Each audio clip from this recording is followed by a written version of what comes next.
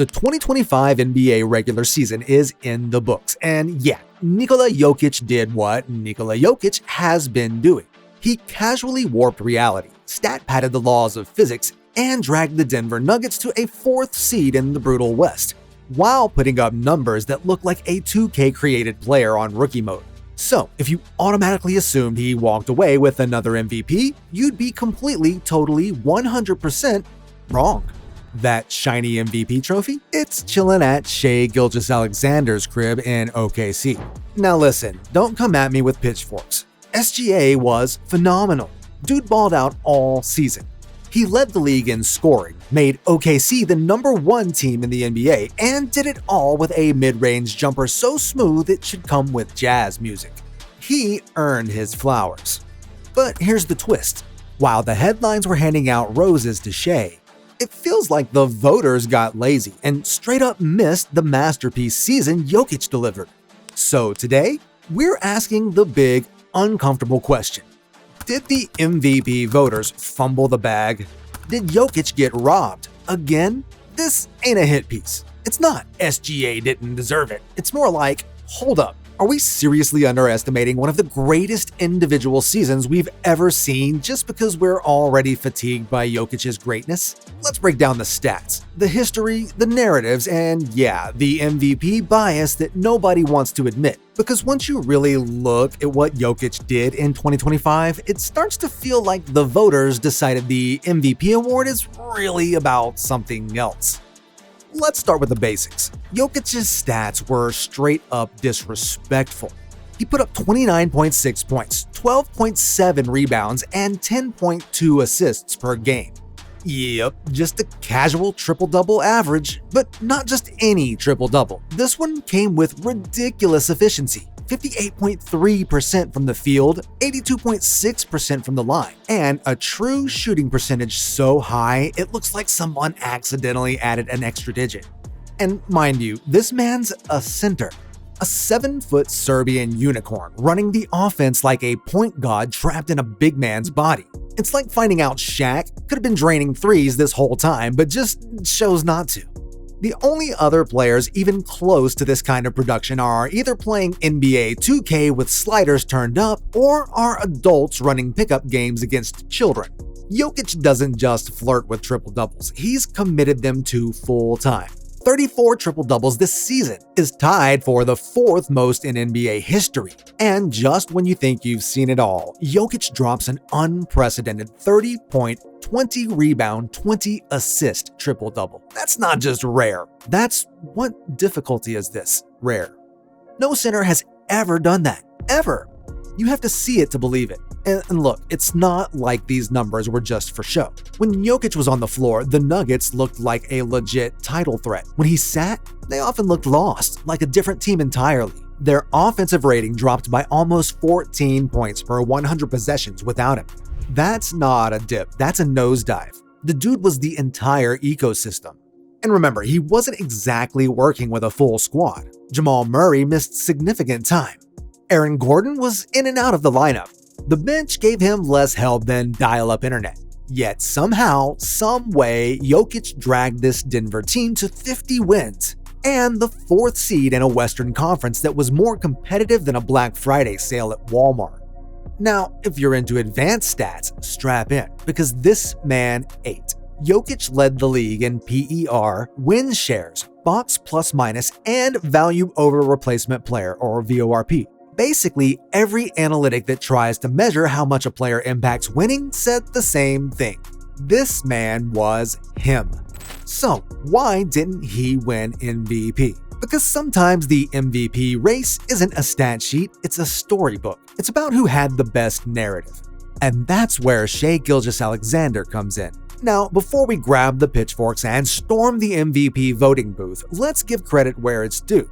SGA absolutely balled out. Dude didn't just have a good year, he had a career-defining one. No hate here. From opening night to the final buzzer, Shai was the smoothest operator in the league. He averaged 32.7 points per game, led the NBA in scoring, and shot a lights-out 51.9% from the field as a guard. But the numbers were only the surface.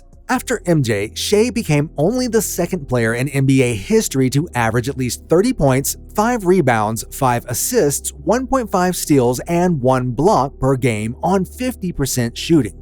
That's not just elite company, that's all-time great stuff. SGA didn't just put up stats, he translated them into wins.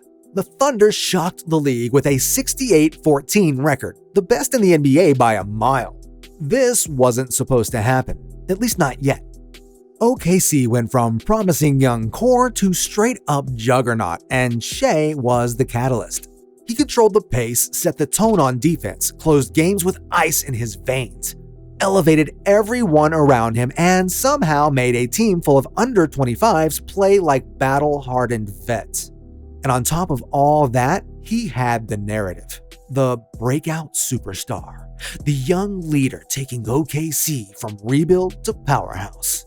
The new face of the league. Finally getting his flowers. The storyline practically wrote itself, and the MVP voters were clearly loving it. 71 first-place votes later, and boom, Shai locked it up. So let's make this crystal clear. SGA's MVP wasn't a robbery or a fluke. It was earned. He checked every box. Stats, wins, leadership, consistency, and superstar presence. But still, was he more valuable than Jokić? That's where things get complicated. Because when you start stacking their seasons side by side, game by game, impact by impact, it starts to feel less like a head-to-head comparison and more like a pattern we've seen before. And that familiar feeling has a name that every NBA superstar eventually meets face to face. Voter fatigue. It's the weirdest, most unspoken rule in professional sports. Once a player starts dominating for too long, especially in a quiet, unassuming, just doing my job kind of way, voters start looking elsewhere.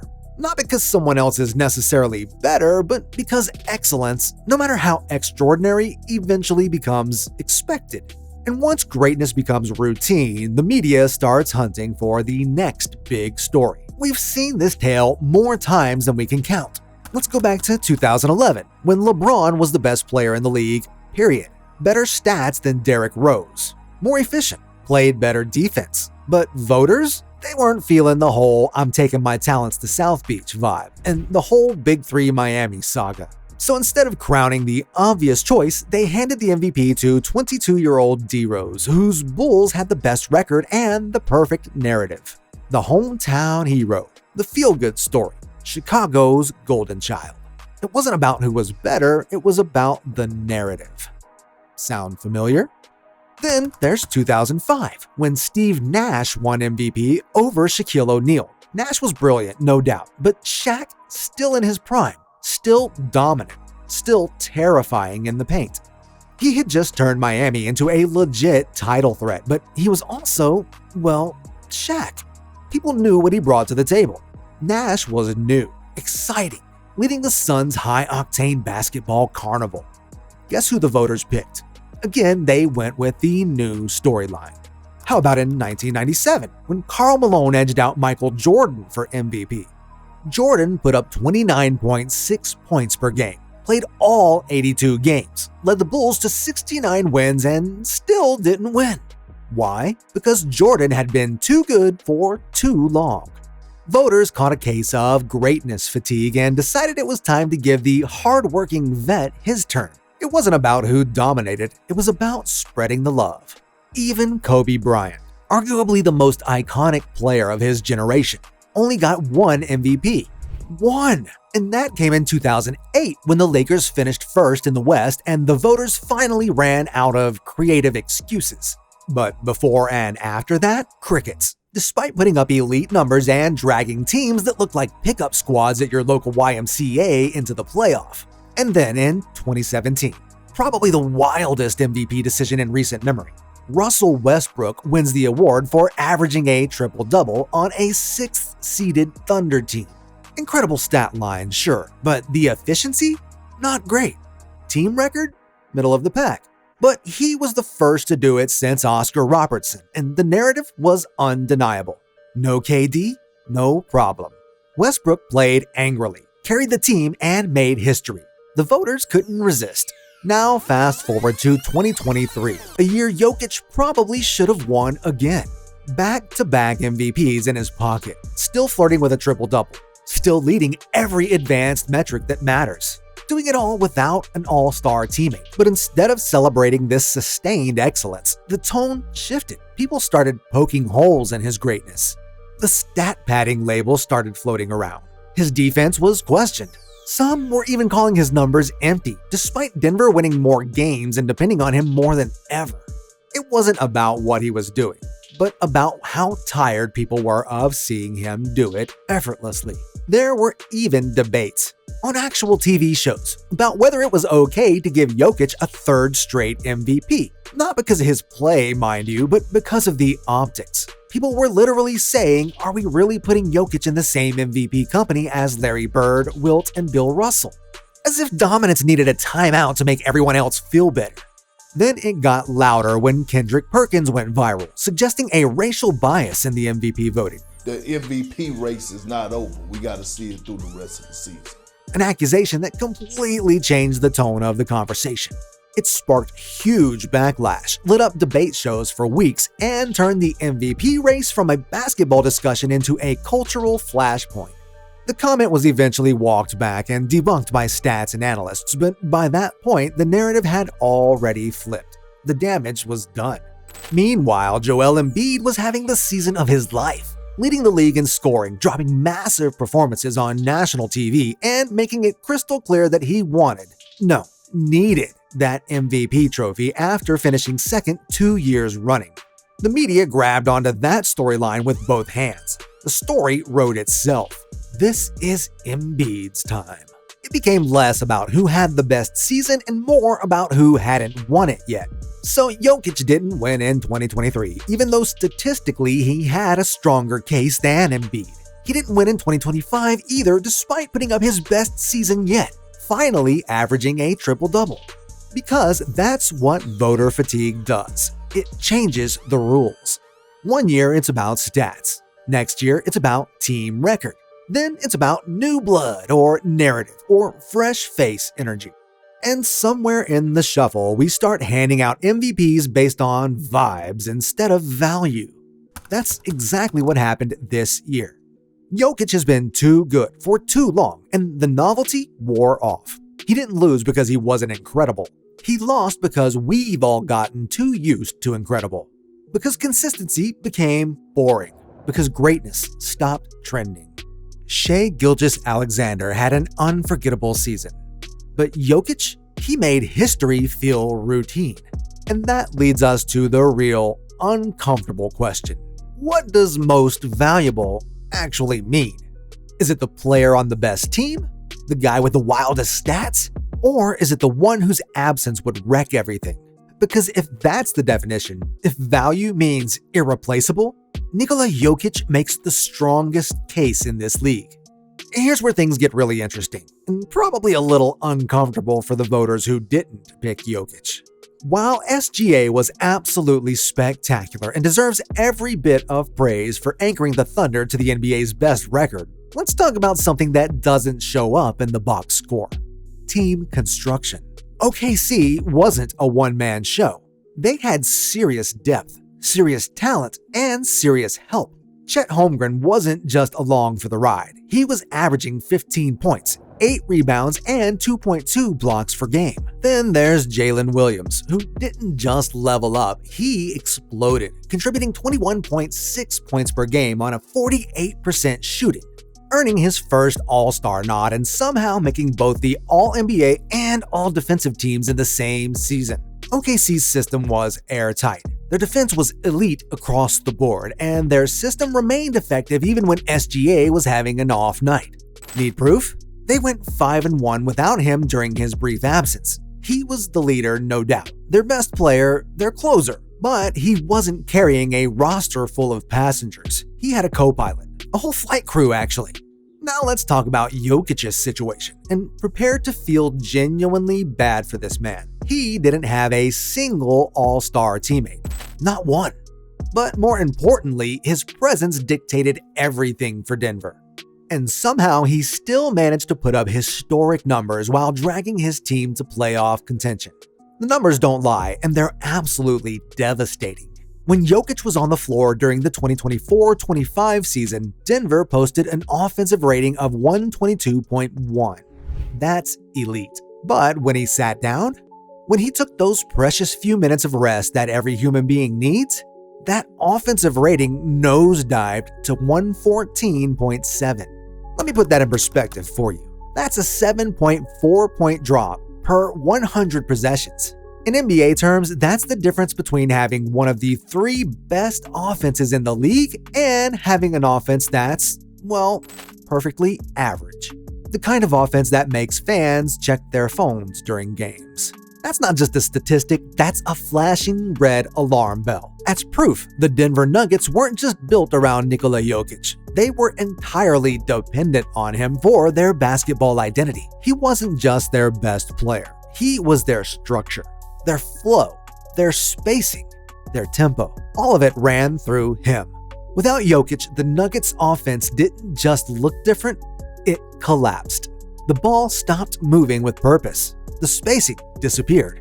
The brilliant cuts that made their offense beautiful became clunky, awkward attempts at basketball. It was like watching a symphony orchestra try to perform after someone stole their conductor, their sheet music, and half their instruments. That's the difference. Take SGA off the Thunder, and you've still got a playoff team with legitimate talent and depth. Take Jokić off the Nuggets, and they're lottery-bound, pre-Carmelo Anthony days, where the only highlight was a strong jersey redesign. And if that's not value, then what is? Shai had the momentum. He had the narrative. He had the wins. All of that is completely legitimate, and he earned every bit of respect he received. But Jokić had the production, the efficiency, the advanced metrics, and the kind of irreplaceable foundational value that should be exactly what the Most Valuable Player award recognizes. And that's where the awards conversation starts to fall apart. No consistency, no clarity, just vibes, headlines, and hot takes. It's like trying to win a game where the rules keep changing mid-match and nobody bothers to tell you what the new rules are until after you've already lost. The parameters have never been clear, and in Jokic's case, that ambiguity might have cost him a trophy he absolutely deserved. Again, here's the thing that makes this whole situation even more frustrating. This isn't going to be the last time this happens. As long as voter fatigue exists, as long as narratives matter more than numbers, as long as spreading the wealth feels more appealing than rewarding sustained excellence, we're going to keep having these conversations. Maybe this was never about value to begin with. And maybe, just maybe, that's how greatness gets overlooked. So, what do you think? Was Jokić robbed? Did the voters get it right? Or do you think SGA's combination of individual excellence and team success made him the rightful MVP, and Jokić will get his turn again soon enough? Maybe you think the MVP award needs clearer criteria, like a weighted formula that considers individual stats 40%, team success 30%, and irreplaceable value measured by on-off court impact 30%. So we stop having these debates every single year. Or maybe you love the chaos and think the uncertainty is what makes MVP season so compelling. Sound off in the comments. As always, we want to hear from you. Let's settle this MVP debate here in Hooperstown. Make sure to hit that like button and don't forget to subscribe and ring the bell to get notified for new videos. And if you like this one, check out our video on the lowly recruited players who turned NBA legends. You won't believe the names on that list.